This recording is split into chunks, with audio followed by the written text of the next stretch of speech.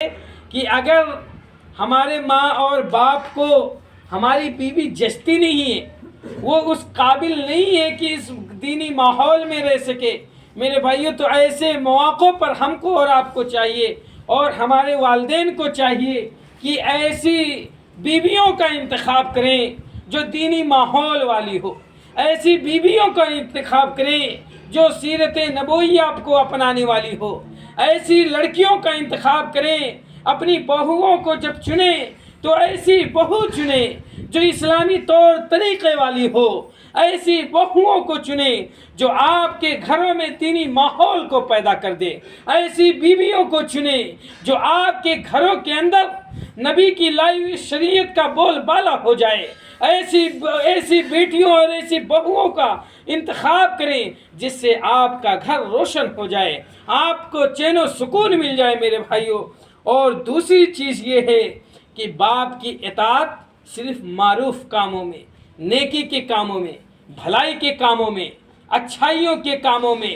اور حسن کے کاموں میں، نیکیوں کے کاموں میں، نہ کہ برائیوں کے کاموں میں، نہ کہ گندگیوں کے کاموں میں میرے بھائیوں۔ تو ہمیں باپ کی اطاعت کہاں کرنی ہے؟ دوسری چیز کیا ہے؟ معروف کاموں میں، نیکی کی جگہوں پر، بھلائیوں کی جگہوں پر۔ ویسے تو ہر کام میں ہی والد کی اطاعت ضروری ہے، مگر ایسا کام جو خلاف شریعت ہو اس میں کسی صورت بھی باپ کی اطاعت نہیں کی جائے گی۔ چنانچہ اللہ تعالیٰ کا ارشاد ہے وَوَصَّيْنَا الْإِنسَانَ بِوَالِدَيْهِ حُسْنًا وَإِنْ جَاهَدَاكَ لِتُشْرِكَ بِي مَا لَيْسَ لَكَ بِهِ عِلْمٌ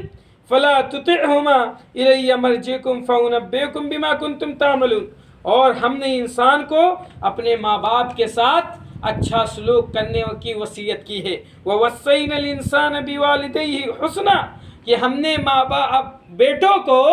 ماں باپ کے ساتھ اچھا سلوک کرنے کا حکم دیا ہے، بھلائی کرنے کا حکم دیا ہے۔ وَإِنْ جَاهَدَاكَ لِتُشْرِكَ بِي مَا لَيْسَ لَكَ بِهِ عِلْمٌ،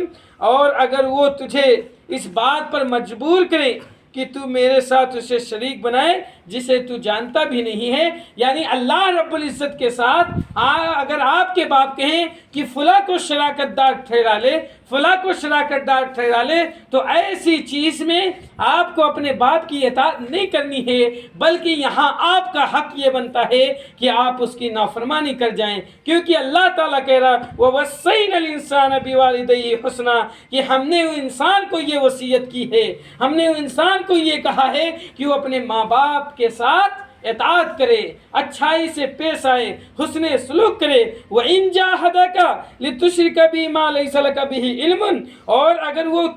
تجھے کسی ایسی چیز کا حکم دے رہے ہیں کہ تو اللہ تعالیٰ کے ساتھ شراکت داری کرائے، اس کا شریک بنائے، فَلَا تُطِعْهُمَا، تو تم ان کی اطاعت نہ کرو، تم ان کی اطاعت نہ کرو میرے بھائیوں۔ اور اِلَيَّ مَرْجِعُكُمْ، اور تم میرے پاس لوٹائے جاؤ گے، فَأُنَبِّئُكُم بِمَا كُنتُمْ تَعْمَلُونَ، تو ہم ضرور ضرور تمہیں خبر کر دیں گے جو کچھ تم دنیا کے اندر کیا کرتے تھے میرے بھائیوں۔ ہم اور آپ سوچیں کہ آج معاشرہ ہمارا کہاں ہے، ہمارے نوجوان کہاں ہیں، ہمارا مسلم معاشرہ کہاں ہے، مسلم نوجوان کہاں ہیں میرے بھائیوں۔ آج شرک کے دلدل میں ہمارا نوجوان، کہیں کہیں پورا معاشرہ، پورا گاؤں، پورا کریا اور پوری بستی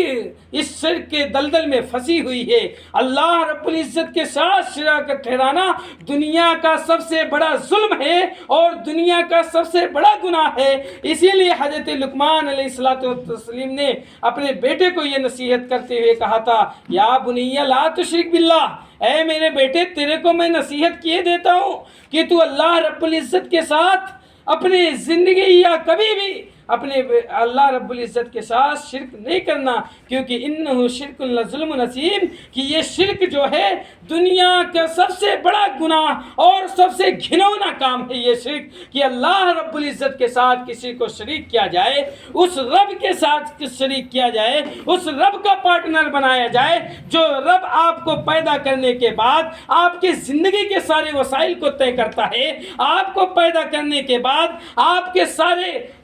جینے کا طریقہ سکھاتا ہے میرے بھائیوں، اس رب کے ساتھ اگر آپ شراکت داری ٹھہراتے ہیں، شریک ٹھہراتے ہیں، تو دنیا کا سب سے بڑا گناہ اور سب سے گھنونا کام آپ کر رہے ہیں میرے بھائیوں۔ اور یہ سورہ عنکبوت کی 8 نمبر کی آیت ہے۔